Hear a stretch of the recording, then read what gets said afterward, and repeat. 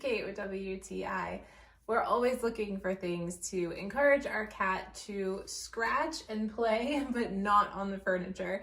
And so this scratching post by PAWBEE is the perfect addition to our home.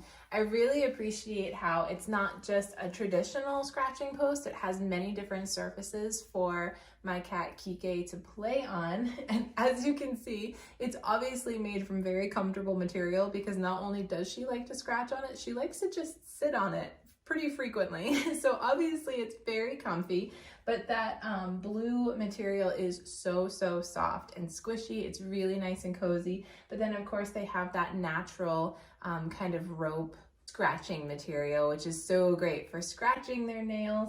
So Kike really loves it. She scratches on that pad that she's currently sitting on, but then also on the top part, she loves to scratch on that as well.